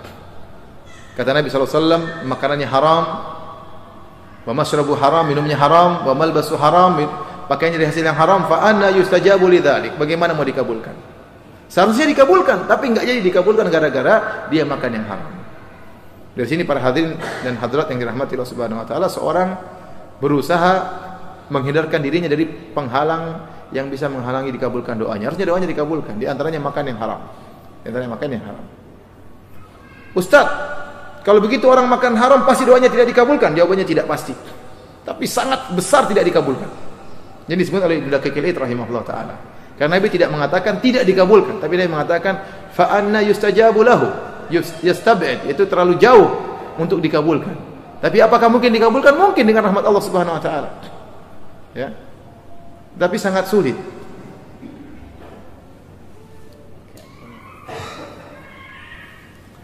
Hadirin dan hadirat yang dirahmati oleh Allah Subhanahu wa taala, ya. Kalau seorang terjerumus dalam kemaksiatan, mungkin pekerjaan haram, dia berdoa kepada Allah, ya Allah jauhkanlah saya dari pekerjaan seperti ini. Ya Allah kuatkanlah imanku untuk aku meninggalkan pekerjaan seperti ini. Berdoa agar dijauhkan dari pekerjaan yang haram. Baik. Ini tadi di antara beberapa adab yang berkaitan dengan doa. Semoga kita perhatikan agar doa-doa kita bisa dikabulkan. Di antara hal yang lain yang harus kita perhatikan dalam masalah doa, yaitu jangan kita tergesa-gesa ingin segera dikabulkan. Kata Rasulullah SAW, yustajabu li ahadikum ma lam ya'jal. Doa salah seorang dari kalian dikabulkan selama dia tidak tergesa-gesa. Dia berkata, da'aut, saya sudah berdoa, kok tidak dikabulkan? Seharusnya dia berdoa sampai titik tertentu akan dikabulkan, akhirnya ditinggalkan. Mungkin Allah sudah takdirkan kalau dia berdoa sampai 2 bulan akan dikabulkan, tapi baru 1 bulan setengah dia sudah putus asa, dia tidak jadi melanjutkan doanya. Akhirnya tidak jadi dikabulkan. Ya. Maka seorang jangan putus asa. Allah yang lebih tahu tentang kebaikan kita. Apa yang terbaik bagi kita? Kita manusia ingin kebaikan, tapi Allah yang lebih tahu mana yang terbaik bagi kita. Makanya tidak semua yang kita minta dikabulkan. Kalaupun dikabulkan tidak mesti pada saat itu juga, bisa tertunda. Bisa jadi Allah tunda. Sebagai contoh kisah Nabi Yakub alaihissalam dengan putranya Yusuf. Dengan putranya siapa? Yusuf alaihissalam. Yusuf alaihissalam dipisahkan dari ayahnya Nabi Yakub, dan Nabi Yakub adalah orang yang termulia pada saat itu. Nabi yang paling manusia, orang yang paling dicintai oleh Allah pada hari tersebut, pada saat itu. Ternyata putranya dijauhkan dari Nabi Yakub, Yusuf alaihissalam. Dan ceritanya panjang. Kemudian Nabi Yakub jelas berdoa kepada Allah agar anaknya dikembalikan. Tetapi ternyata tidak dikembalikan oleh Allah Subhanahu wa taala. Kapan dikembalikan? Dikembalikan setelah, sebagian ulama mengatakan setelah 40 tahun. Ada yang mengatakan setelah 15 tahun. Baru Yusuf kembali bertemu dengan bapaknya. Kenapa? Karena Allah lihat ada maslahat yang baik bagi Nabi Yakub alaihissalam. Allah merencanakan Nabi Yusuf untuk menjadi bangsawan di Mesir. Seandainya Nabi Yusuf hilang pada hari tersebut, kemudian Nabi Yakub berdoa, ya Allah kembalikan putraku, kemudian Nabi Yusuf kembali lagi, sudah dia enggak jadi bangsawan di Mesir. Kumpul dengan bapaknya tapi enggak jadi apa? Bangsawan. Tetapi Allah tidak langsung mengabulkan, dikabulkannya nanti 15 tahun berikutnya baru doanya dikabulkan. Kenapa? Karena Allah punya rencana Nabi Yusuf harus melalui tahapan-tahapan. Ya. Diambil oleh kakak-kakaknya, dimasukkan dalam sumur, dijual sebagai budak, kemudian dituduh berzina, dipenjarakan, sampai akhirnya menjadi apa? Jadi seorang bangsawan di negeri Mesir. Saat itulah baru kemudian Allah kabulkan permohonan Nabi Yakub alaihissalam dikumpulkan dengan putranya. Jadi mau saya para hadirin, bisa jadi kita minta, ya Allah mudahkan saya punya mobil, tahu Allah tidak kabulkan. Kalau tahu kalau ente punya mobil ente sombong. Kalau Allah tahu kalau ente punya mobil ente mungkin kecelakaan, ya. Allah tahu kalau ente punya mobil mungkin ente tidak pernah lagi olahraga dan macam-macamnya. Ya sudah, ente husnudzon kepada Allah. Allah lebih tahu yang terbaik bagi kita. Tugas ente minta kepada Allah. Masalah pengkabulan itu urusan siapa? Allah Subhanahu wa taala. Ya, ini harus kita perhatikan. Kemudian juga di antara perkara yang kita perhatikan dalam masalah doa yaitu husnudzon tadi. Yakin. Kata Nabi, "Ud'u Allah antum muqinuna bil ijabah." Berdoalah kalian dalam kondisi yakin pasti dikabulkan. Jangan kita suudzon. Jangan kita bilang, saya berdoa siapa tahu dikabulkan. Jangan begitu. Berarti ente sedang coba-coba Allah. Jangan, minta serius. Berdoa. Doa itu senjata yang sangat luar biasa. Betapa banyak menimbulkan keajaiban. Makanya Imam Syafi'i berkata, "Atahza' bid-du'a'i wa tasdarihi, wa ma tadri ma sana'ad du'a'u." Apakah kau meremehkan doa dan menganggap rendah doa? Kau tidak tahu apa yang bisa dilakukan oleh doa. Sihamul laili la tukhti walakin lahal amadu walil amadin qida'u. Sungguhnya doa itu seperti anak panah yang dilepaskan di tengah malam. Tidak akan meleset, pasti kena tujuannya. Tetapi untuk sampai kepada sasaran butuh waktu, dan waktu tersebut akan selesai suatu saat. Jadi berdoa, orang bangun malam berdoa kepada Allah, saya yakin pasti ada jalan keluar. Kalau ada masalah, minta kepada Allah Subhanahu wa taala. Yakin, jangan suudzon, yakin Allah kabulkan. Apalagi antum bangun di sepertiga malam terakhir, sementara Allah turun ke langit dunia. Allah mengatakan, hal min mustaghfirin fa'aghfirullah, hal min sa'ilin fa'utiya su'lah. Apakah ada orang yang minta ampun akan aku ampuni dosa-dosanya? Apakah ada yang mohon akan aku kabulkan permohonannya? Cari buka di hadapan Allah berdoa sebulan pasti doanya dikabulkan. Ya. Wa may yattaqillaha yaj'al lahu makhraja. Barang siapa bertakwa kepada Allah, Allah akan memberikan jalan keluar. Jadi kita waktu berdoa harus yakin. Jangan tidak yakin, jangan ragu. Tidak ada yang susah bagi Allah. Idza arada syai'an an yaqula lahu kun fayakun. Allah berkehendak sesuatu tinggal kun fayakun. Jadi maka jadilah. Betapa banyak perkara yang seakan-akan mustahil ternyata diberi jalan keluar oleh Allah dari arah yang tidak kita sangka-sangka. Baik hadirin dan hadirat yang dirahmati Allah Subhanahu wa taala. Ini saja yang saya sampaikan ya. Antum semua agar kita banyak berdoa kepada Allah Subhanahu wa taala dan jangan malas-malas berdoa ya. Kapan aja ada waktu kita berdoa, minta kebaikan dunia dan akhirat, doain orang tua kita, doain anak-anak kita, doain diri kita sendiri. Kita sangat butuh ya perhatian dari Allah Subhanahu wa taala dalam perkara dunia maupun perkara akhirat. Apalagi di zaman fitnah yang begitu banyak fitnah, kita sangat butuh kepada Allah agar Allah bisa menjaga pandangan kita, agar Allah bisa menjaga pendengaran kita, agar Allah bisa menjaga lisan kita, agar Allah bisa menjaga hati kita. Ya, banyak syubhat, banyak syahwat, sehingga kita semakin butuh untuk berdoa senantiasa kepada Allah Subhanahu wa taala. Wallahu ta'ala bisawab. Kalau yang bertanya saya persilakan. Ustaz mau nanya, bagaimana cara mendoakan kedua orang tua yang sudah meninggal dunia? Sedangkan saudara-saudara kami, keluarga besar kami mendoakannya setiap malam-malam tertentu dengan kirim bacaan Al-Quran, surat-surat tertentu. Bagaimana jika mereka mengadakan di rumah di mana kami tinggal di dalamnya? Berdoa kepada orang tua tidak perlu tunggu acara hari tertentu. Setiap hari kita doain orang tua. Bahkan Allah mengatakan setiap solat Anda doain kedua orang tua. Rabbi ghfirli wali walidayya. Setiap solat doain. Dalam sujud, tasyahud, berdoa untuk kedua orang tua. Ya, orang tua sekarang sudah meninggal dunia, dia tidak butuh dengan apa, ente sudah tidak bisa jenguk lagi, sudah tidak bisa buat dia tersenyum lagi, sudah tidak bisa buat dia tertawa lagi. Dulu waktu dia masih hidup ente sibuk sehingga tidak sempat membahagiakannya. Sekarang sudah meninggal, yang bisa kita lakukan membahagiakan dia dengan banyak doa. Bagian kita dengan banyak mohon ampunan kepadanya. Dalam hadis seorang diangkat derajatnya di sisi Allah lebih tinggi. Innar rajula la turfa'u darajatuhu fil jannah. Ada seorang derajatnya ditaikkan di surga. Dia heran. Setahu dia amalannya tidak sampai seperti dia mengatakan anna lidzalik, kok bisa? Maka dikatakan bistighfari waladika laka, karena anakmu sering mohon ampunan buatmu. Jadi Anda banyak, kalau Anda ingin beramal buat orang tua bisa, Anda berinfak atas nama orang tua dengan niat pahalanya untuk orang tua, boleh. Ijma' ulama sampai kumpul orang fakir miskin, kasih makan mereka, niatkan untuk orang tua, Allah Maha tahu, sudah sampai. Anda boleh umrohkan orang tua, Anda boleh apa? Hajikan orang tua. Tapi yang paling penting berdoa. Makanya dalam hadis kata Rasulullah SAW, "Idza mata ibnu Adam in qata amaluhu illa min thalath." Kalau anak Adam meninggal dunia terputus amalnya kecuali 3 perkara, di antaranya waladun shalihun yad'u lahu, anak soleh yang mendoakan. Sebab Allah mengatakan, Rasulullah SAW tidak mengatakan anak soleh yang mengumrohkannya, anak soleh yang bersedekah atasnya, tapi anak soleh yang mendoakannya, menunjukkan doa itu sangat bermanfaat dan harus diulang-ulang oleh seorang anak ya. Maka kita doakan kedua orang tua kita. Orang tua kita masih hidup ataupun sudah meninggal dunia. Terlebih-lebih lagi kalau sudah meninggal dunia. Ikhwan kita semua muqassir, kita kurang dalam berbakti kepada orang tua. Terlalu sibuk ya. Waktu kita ya untuk ketemu orang tua sudah jarang. Lalu orang tua di masa tua sering ingin dengar kita telepon, ingin ketemu kita. Nanti kalau kita tua juga begitu, kita ingin ketemu anak kita, ingin melihat wajahnya, ingin lihat tawa dan candanya. Ya, tapi kita qadarullah terjebak dengan dunia, terjebak dengan macam-macam. Semoga Allah mengampuni dosa-dosa kita. Ya. Ustaz, posisi tangan yang betul saat berdoa seperti apa Ustaz? Saya rasa tidak ada dalil khusus. Memang Rasulullah SAW diriwayatkan pernah mengangkat kedua tangannya tinggi. Ada beberapa cara berdoa Nabi, tapi saya rasa itu cuma dianjurkan, tidak sampai pada derajat harus seperti itu. Jadi intinya angkat tangan. Orang berekspresi dalam keadaan seperti ini. Ada yang begini, Rasulullah pernah begini sampai kelihatan apa? Kedua ketiaknya. Jadi intinya mintalah kepada mungkin begini, terserah. Yang penting kita menunjukkan kita hina di hadapan siapa? Allah Subhanahu wa taala. Tapi Ibnu Rajab menyebutkan beberapa contoh doa Nabi sallallahu alaihi wasallam posisi angkat tangannya. Kalau antum melihat dalam kitab Jamil Ulum wal Hikam.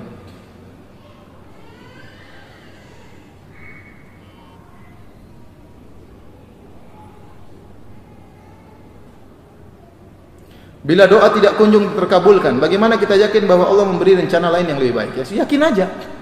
Ya, antum enggak tahu rencananya kayak apa. Yakin saja. Ente sudah minta ya sudah. Ente sudah minta tidak dikabulkan berarti ada yang lebih baik yang Allah tahu bagi kita. Ada yang lebih baik. Ya. Dan itu banyak ya.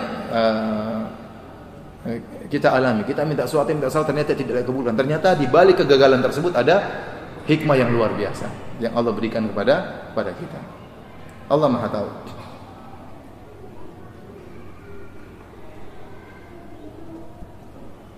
Apakah boleh mendoakan keburukan buat orang yang mendolimi kita padahal sama-sama muslim? Kalau orang berbuat dolim kepada kita, ya, yang terbaik kita maafkan. Tapi kalau kita mendoakan keburukan seperti yang dia lakukan kepada kita, hukum asalnya boleh. Karena Rasulullah SAW Allah berfirman, wa jazaa'u sayyi'atin sayyi'atun mithlaha. Ya. Wa jazaa'u sayyi'atin sayyi'atun mithluha. Jadi balasan keburukan seperti keburukan yang semisalnya. Ya, kata Allah, fa in aqabtum faaqibu bimithli ma uqibtum bih. Kalau kalian membalas maka balas sesuai dengan yang kalian dizalimi. Wala in sabartum lahu khairul lisabirin. Tapi kalau kalian bersabar maka lebih baik. Kalau orang menzalimi kita, kita berdoa keburukan bagi dia sebagaimana kezaliman yang dilakukan kepada kita, maka boleh karena kita mengharap dia dibalas sesuai dengan kezaliman yang dia lakukan. Ya, itu hak kita, tapi sebaiknya kita berdoa agar dia diampuni, agar dia diberi hidayah. Itu lebih baik, kesabaran kita pahalanya lebih besar. Kesabaran kita pahalanya lebih besar.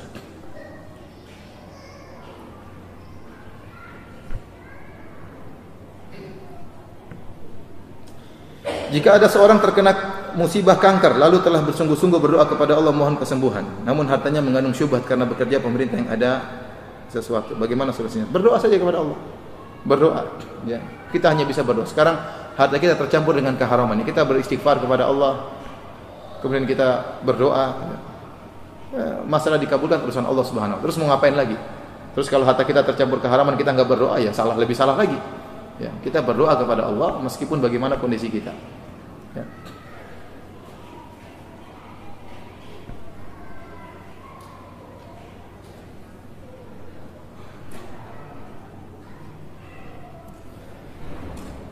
Ustaz, bagaimana kalau kita berdoa lebih banyak menggunakan bahasa Indonesia? Tidak mengapa, tapi yang paling afdal adalah doa-doa yang diajarkan oleh Nabi SAW. Karena Nabi u'tiya jawami al-kalim. Rasulullah SAW diberi jawami al-kalim. Jawami al-kalim itu kalimat yang ringkas, tapi kandungannya sangat dalam. Ya. Kalau kita katakan ada kiai ngajarin kita doa, Nabi yang ngajarin doa, mana lebih sakti? Doanya kiai apa doanya Nabi? Doanya Nabi lebih sakti. Tapi banyak orang doanya Nabi tidak dia hafalkan doa dari kiai, itu salah. Padahal doa Nabi lebih apa? Lebih sakti. Cuma kadang kita mungkin kurang mengumpulkan atau kurang paham maknanya. Tapi doa Nabi seluruhnya luar biasa. Ya, makanya kita berusaha menghafal doa Nabi. Nah, di sela-sela itu kita ingin doa dengan bahasa Indonesia, bagus, tak jadi masalah. Tapi maksud saya, sering kita berusaha berdoa dengan doanya Nabi SAW. Dihafalkan sedikit demi sedikit. Ya, sambil kita menghafal kita tidak apa-apa berdoa dengan bahasa kita.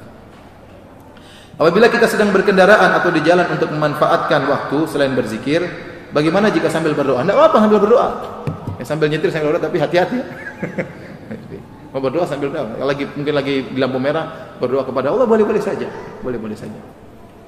Kalau ternyata tidak bisa kecuali sambil nyetir, tidak apa-apa. Tidak harus angkat tangan, karena itu sesungguhnya sunnah. Paham? Seandainya seorang berdoa sambil nyetir, tidak apa-apa. Ya, ternyata dia tidak bisa angkat tangan, dia berdoa, ya Allah selamatkan. Kalau sambil jalan, tidak apa-apa. Karena angkat tangan itu di antara adab. Seandainya tidak bisa dikerjakan, tidak apa-apa, apalagi sambil nyetir. Di antara hal yang pernah saya takjub, saya pernah di Arab Saudi waktu kita mengisi pengajian ba'da subuh. Waktu saya sebagai penerjemah. Yang isi Syekh, ya, dia belajar di Ummul Qura atau dia dosen di Ummul Qura. Ya. Dia datang subuh, saya sebelum azan saya sudah tunggu di markas. Dia datang tiba-tiba pakai mobil, kemudian dia bel, tet. Saya masuk, ternyata dia lagi sholat sambil jalan. Waduh, saya lihatnya ngeri nih. Bawa mobil sambil apa? Bukan sambil doa lagi, sambil sholat. Waduh, kalau mau saya tegur gimana? Alhamdulillah subuh-subuh jarang ada mobil sebelum subuh. Tapi subhanallah ada sebagian orang luar biasa ibadahnya. Sambil nyetir dia sambil apa? Sholat, ya. Boleh bagi orang yang musafir boleh. Kalau yang tidak musafir banyak ulama yang mengatakan tidak boleh. Ya, bagi orang yang musafir dia boleh sholat sambil naik di atas kendaraan.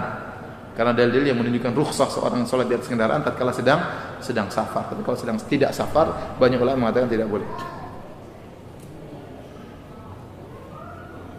Ustaz, apakah adab mengusap wajah setelah berdoa?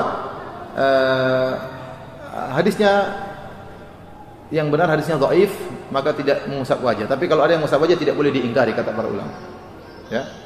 Penjelasan para ulama tidak boleh diingkari karena memang ada sebagian ulama yang menghasankan hadis tersebut tentang mengusap wajah, tapi hadisnya yang lebih kuat adalah lemah. Oleh karena kita tahu kalau ada yang mengusap wajah ya kita tidak usah mengingkari ya. Karena memang ada pendapat yang lain meskipun hadisnya lemah. Kenapa dia berpendapat demikian? Karena sebagian ulama menghasankan hadis tersebut.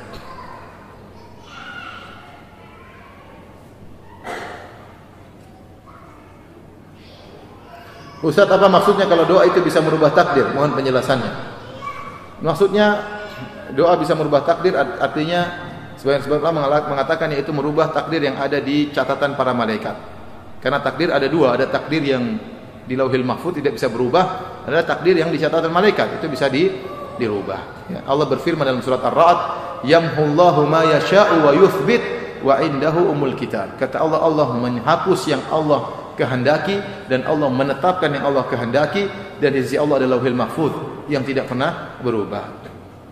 Ya, dan ini banyak berlaku seperti barang siapa kata Nabi, man ahabba an yubsata lahu fi rizqihi wa yunsa'a fi athari falyasil rahim. Barang siapa yang ingin dilapangkan rezekinya, dipanjangkan umurnya, maka sambung silaturahmi. Malaikat diutus oleh Allah untuk mencatat umur seseorang tatkala dia masih di janin. Dalam janin, malaikat catat misalnya orang ini umurnya 60 tahun, rezekinya 3 miliar sampai meninggal dunia. Ya, tahu-tahu umur 20 30 dia berbakti sama orang tuanya dan dia sangat menyambung silaturahmi. Maka Allah bilang malaikat rubah itu catatan. Umurnya jadikan 80, hartanya jadi 15 miliar. Kenapa? Karena dia melakukan sebab untuk merubah umur dan rezekinya. Nah, umur dan rezeki, proses perubahan tersebut semuanya sudah di Lauhil Mahfuz, tidak ada perubahan. Di Lauhil Mahfuz intinya rezekinya 15 miliar, umurnya 80 tahun. Dan proses perubahan, dia tadinya begini, tadinya 2 miliar, tadinya umurnya 60, kemudian dia melakukan ini, semuanya prosesnya sudah ada di Lauhil Mahfuz. Paham? Paham atau tidak? Jadi yang dirubah adalah catatan yang di malaikat. Allah yang berfirman, "Yamhullahu ma yasha", karena yang isi di Lauhil Mahfuz enggak ada yang tahu, malaikat pun tidak tahu. Yang ada di Lauhil Mahfuz yang tahu cuma siapa? Allah Subhanahu wa taala. Malaikat juga tidak tahu. Malaikat sudah disuruh Allah cuma catat sekian. Allah bilang rubah itu, terserah Allah Subhanahu wa taala. Namun proses perubahan itu semuanya sudah ada di Lauhil Mahfuz. Nah, kalau begitu karena kita tidak tahu di Lauhil Mahfuz seperti apa, ya sudah Anda berdoa saja sebanyak-banyaknya. Dan tatkala Anda berdoa, doa Anda juga sudah ditakdirkan oleh Allah Subhanahu wa taala. Karena banyak orang mengatakan, "Ustaz, kalau kita sudah ditakdirkan miskin, ngapain kita berusaha?" Benar, kalau ente tahu ente miskin, ente enggak usah kerja. Sekarang ente pernah nengok Lauhil Mahfuz enggak tahu ente miskin? Coba ente buka. Oh, miskin, ya sudah ente enggak usah kerja, ngapain? Tapi ente tidak tahu apa isi di Lauhil Mahfuz. Orang juga mengatakan, "Ustaz, kalau kita sudah ditakdirkan neraka, buat apa kita pengajian?" Ya kalau ente sudah tahu pasti masuk neraka, ya enggak usah pengajian. Tapi ente tahu enggak ente masuk neraka? Ya kalau ente enggak tahu, bagaimana ente berdalil dengan sesuatu yang ente tidak ketahui? Ada para dai salaf menceritakan tentang pelarangan seorang meminta didoakan. Apakah sebabnya? Tidak, boleh kita minta orang mendoakan, tapi bukan kebiasaan para salaf ya. Kita berusaha berdoa sendiri. Ya, tapi boleh kalau kita ada orang soleh ya, kita suruh apa? Minta tolong doain saya ya. Tapi yang paling afdal kita berdoa sendiri. Ya.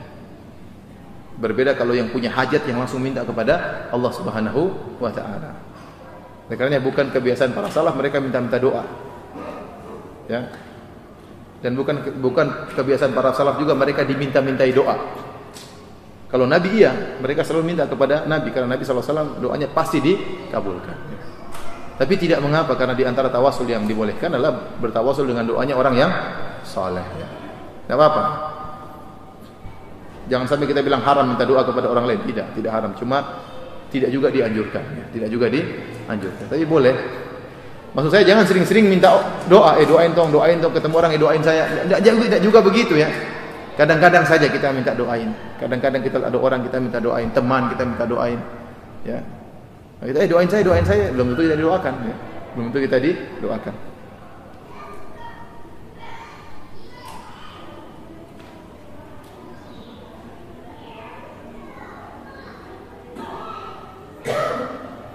Bolehkah orang tua pendosa berdoa berharap anak-anaknya jadi orang yang soleh? Sejauh mana itu akan dikabulkan? Boleh. Ya. Saya rasa setiap penjahat tidak ingin anaknya jadi penjahat juga. Ya, kalau kita punya dosa, kita ngerti kita banyak dosa, tetap aja kita berdoa, ya Allah semoga anak kita tidak seperti kita ya Allah. Berdoa ya. Dan bisa saja kalau Allah berkehendak, yang penting kita berdoa. Maksud saya ikhwan, orang kalau banyak dosa, orang tukang makan uang haram, itu doanya sulit untuk dikabulkan. Tapi bukan berarti pasti tidak dikabulkan. Sangat bisa jadi dikabulkan. Allah pernah mengabulkan doanya orang-orang kafir. Kata Allah, wa idza raqibu fil fulki da'allahu mukhlishina lahuddin. Tatkala mereka berlabuh di lautan, mereka ikhlas berdoa kepada Allah, padahal mereka pelaku kesyirikan. Allah kabulkan. Falamma ya najjahum ilal barri idahum yusyrikun. Tatkala Allah selamatkan mereka di daratan, mereka kembali berbuat kesyirikan. Tapi intinya Allah kabulkan. Terkadang doanya orang kafir dikabulkan. Iblis saja pernah berdoa, Rabbi fa'anzirni ila yaumi yub'atsun. Ya Allah, tangguhkanlah kematianku sampai hari kiamat.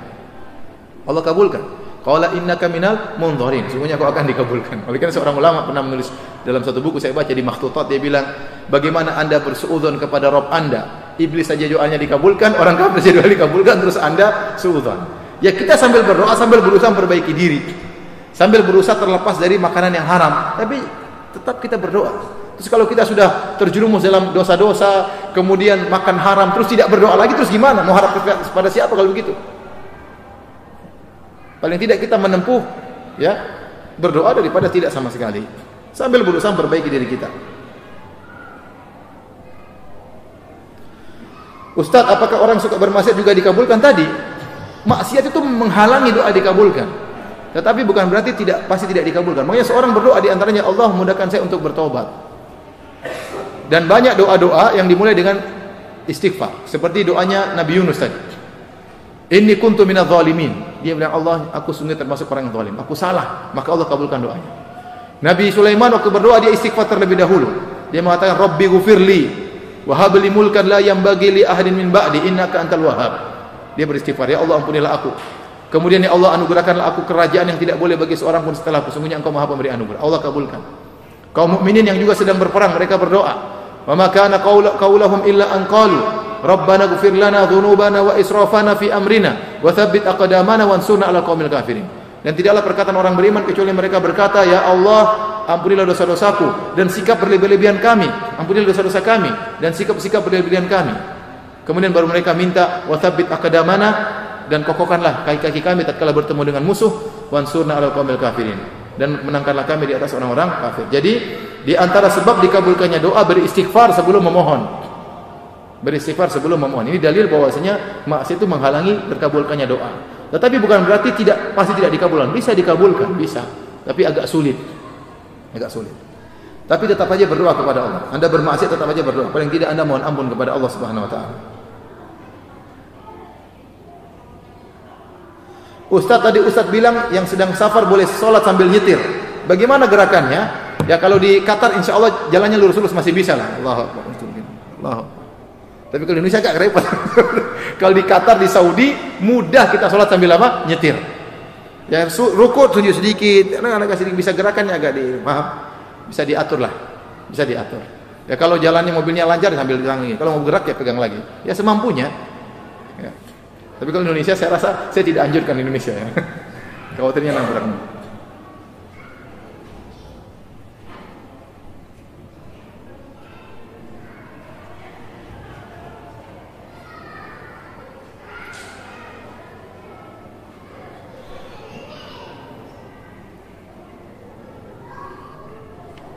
Ustaz, saya sekarang bekerja di Qatar. Kalau orang tua menginginkan saya untuk kembali ke Indonesia untuk bersama mereka, apakah saya harus memenuhi permintaan mereka?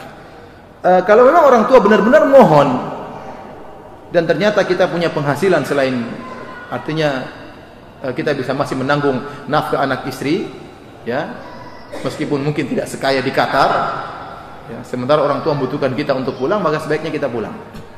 Sebaiknya kita pulang. Insyaallah rezeki yang penting berkah. Karena itu pintu surga kita, membahagiakan orang tua. Ya.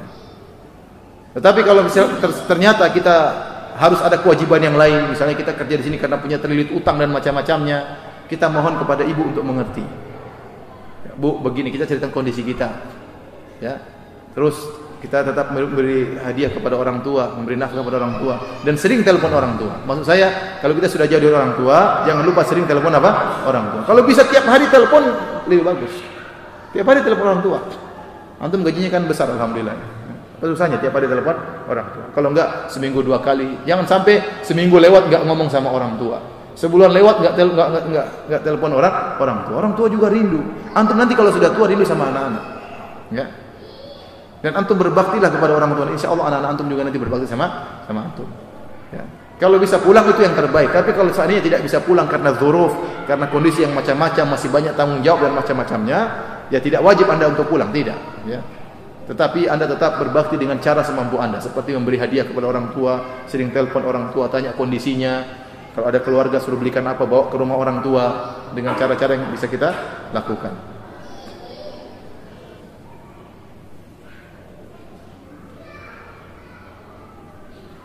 Kalau umroh diniatkan untuk orang tua, apakah Anda juga mendapatkan pahala untuk Anda sendiri? Jawabannya, kalau kita niatkan umroh untuk orang tua yang sudah meninggal, maka hukum asalnya pahala umroh buat untuk orang tua. Paham? Kita dapat pahala berbakti. Dapat pahala apa? Berbakti.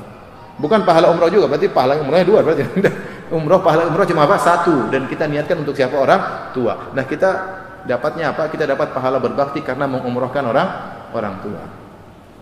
Jadi mengumrohkan orang tua itu bukan masalah kirim pahala, bukan, tapi kita mengganti posisi orang tua. Karena kita waktu bertalbiyah kita makan labbaik Allahumma umroh an ummi. Ya Allah, aku berumroh atas nama ibuku. Beda kalau mengirim pahala. Mengirim pahala itu kita baca Quran terus kita bilang, ya Allah ini pahalanya saya kirim pada orang tua. Paham ya? Jadi bersedekah atas nama orang tua, umroh atas nama orang tua bukan proses ngirim pahala, bukan.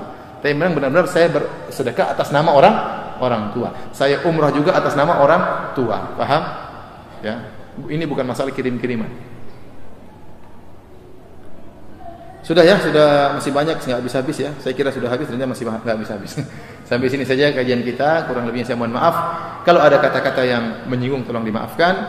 Kalau ada kesalahan, saya namanya juga manusia, tidak luput dari kesalahan.